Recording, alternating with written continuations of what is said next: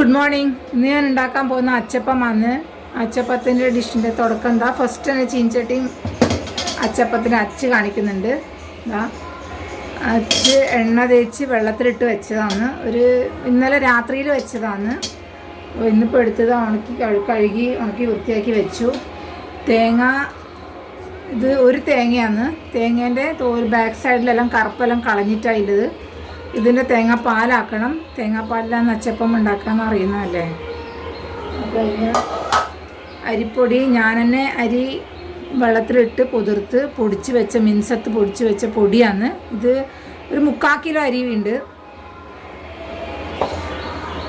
3/4 kilo അരിയിൽ ഒരു 1/2 cup മൈദപ്പൊടി എടുത്തിട്ടുണ്ട്. മൈദപ്പൊടി ഇട്ടാൽ അതിന് നല്ല ടേസ്റ്റാണ്. കുറച്ച് മൈദപ്പൊടി ഇടുന്നുണ്ട്. ഇനി പാകത്തിൽ അതേ പാത്രത്തിൽ പഞ്ചസാര എടുത്തിട്ടുണ്ട്. പഞ്ചസാര നിങ്ങൾ ഇഷ്ടം അനുസരിച്ചിട്ട് ഇടണം. എത്ര വേണ്ടതെന്ന് വെച്ചാൽ അത്ര ഇടുക. ഒരു നുള്ളു ഉപ്പും ഇടണം. പഞ്ചസാരക്ക് ബാലൻസ് കിട്ടാൻ വേണ്ടിയിട്ടാണ് ഉപ്പ് ഇടുന്നത്. കറുത്ത എള്ള് നിങ്ങൾ ആവശ്യത്തിന് ടേസ്റ്റിനും ഞങ്ങൾ ചേർക്കുക. പിന്നെ ഞാനിത് ഉണ്ടാക്കാൻ പോകുന്ന വെളിച്ചെണ്ണയിലാണ്. കാണിക്കേണ്ട ആവശ്യമില്ലല്ലോ. ഞാൻ ഈ തേങ്ങ കൊണ്ടുപോയിട്ട് പാലാക്കിയിട്ട് കൊണ്ടുവരട്ടെ. ഓക്കെ. ഞാൻ എന്താ മിക്സിയിൽ അടിച്ചെടുക്കാൻ പോയെന്ന്. കാരണം എന്ന് വെച്ചാൽ മിക്സിയിൽ അടിച്ചാൽ കറക്റ്റായിട്ട് മിക്സ് ആവും. അതുകൊണ്ട് മിക്സി ജാറിൽ ഓരോന്നും ഇടാൻ പോയെന്ന്.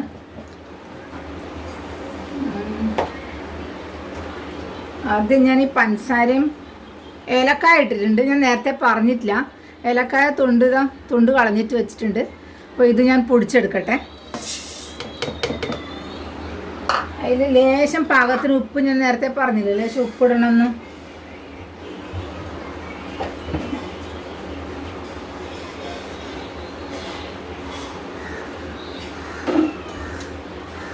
കുറച്ച് മതി കേട്ടോ, ഒരു ടേസ്റ്റിന് വേണ്ടിയിട്ടാണ്. പഞ്ചസാരനെ ബാലൻസ് ചെയ്യാൻ വേണ്ടി. ഇതെല്ലാവർക്കും അറിയുന്ന കാര്യമാണ്.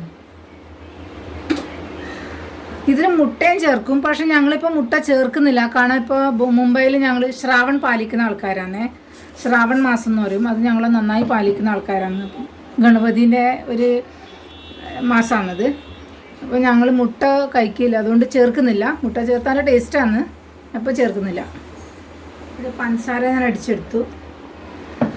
പൊടിയായി നല്ല മിൻസത്ത് പൊടിച്ചു. അത് കഴിഞ്ഞതാ അരിപ്പൊടി ചേർക്കുന്നുണ്ട്.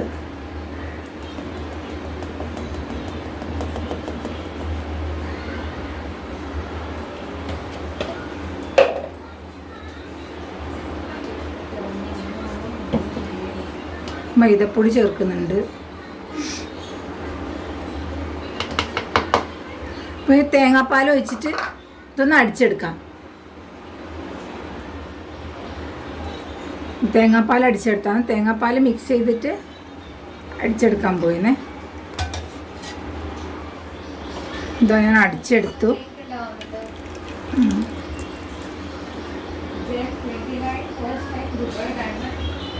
കുറച്ചും കൂടെ ഉണ്ട്, അതും കൂടെ അടിച്ചുകൊണ്ട് വരാം.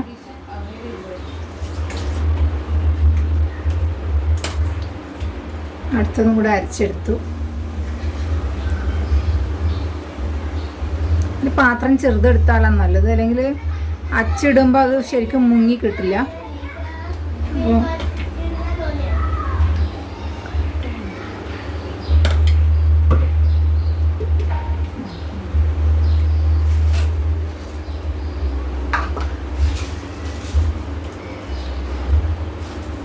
എള്ള് കഴുകി ഉണക്കി വെച്ചാണേ.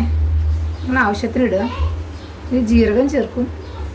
ലേശം ജീരകം ചേർക്കാമെന്ന് വിചാരിച്ചിരിക്കുകയായിരുന്നു.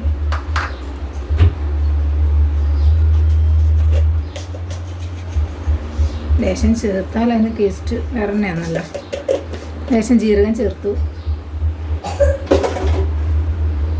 നന്നായി മിക്സ് ചെയ്തെടുക്കാം.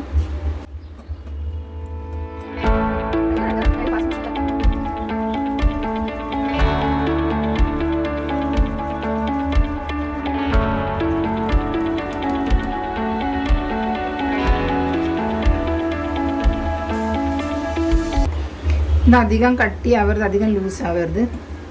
നമ്മൾ അച്ഛന് പിടിക്കുന്ന പാകത്തായിരിക്കണം. ദോശമാവും അല്ല, ഇഡ്ഡലി മാവും അല്ല, അതുപോലെ ആയിരിക്കണം.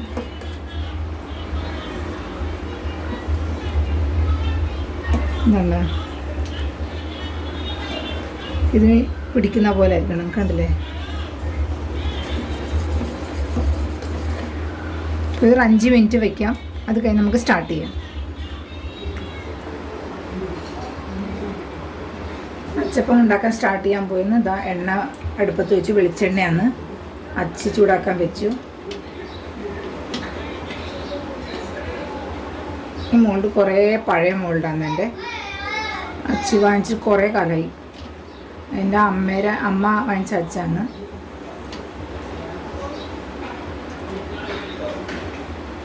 എന്താ ഉണ്ടാക്കാൻ പോയിന്.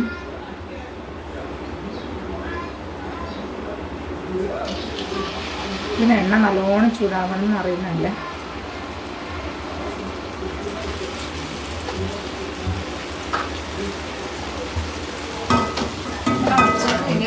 പോയി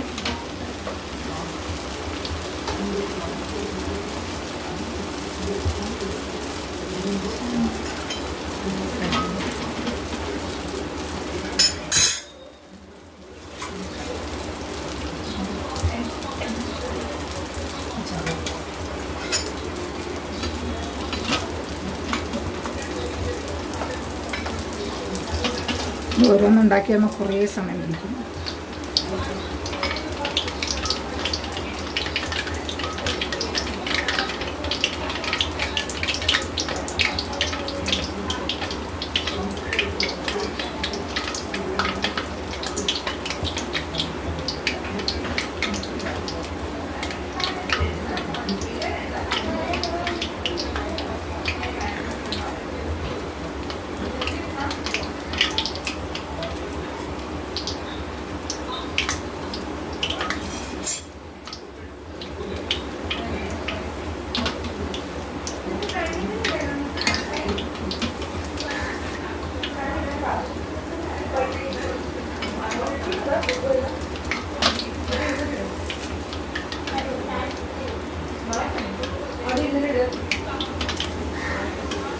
നല്ല വെള്ള കളറിനായിരിക്കും, കാരണം അരിപ്പൊടി നല്ല വെളുവെളുത്ത അരിയായിരുന്നു.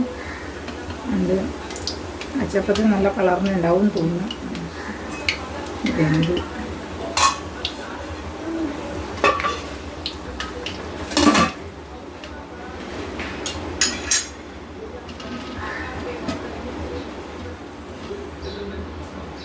അടുത്തതാക്കാം.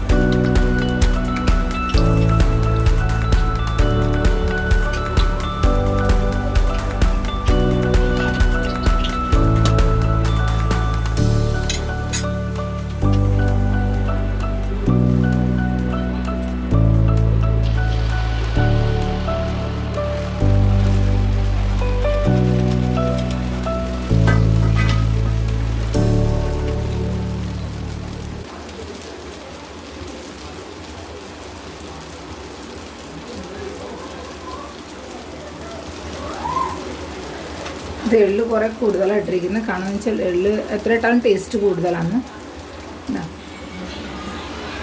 അങ്ങനെ എൻ്റെ അച്ചപ്പം റെഡിയായി. എൻ്റെ അച്ചപ്പത്തിൻ്റെ കളർ കണ്ടില്ലേ? ഞാൻ പറഞ്ഞില്ലേ അരി വെളുത്തതാണെന്ന്, അതുകൊണ്ടാണ് ഈ കളർ കേട്ടോ. എൻ്റെ അച്ചപ്പം റെഡിയായി. അപ്പോൾ ഈ ചാനൽ കാണുന്നവരൊന്ന് തന്നെ സബ്സ്ക്രൈബ് ചെയ്യണം. സബ്സ്ക്രൈബ് ചെയ്താൽ എനിക്ക് മുന്നോട്ട് പോകാൻ പറ്റുള്ളൂ. So thank you.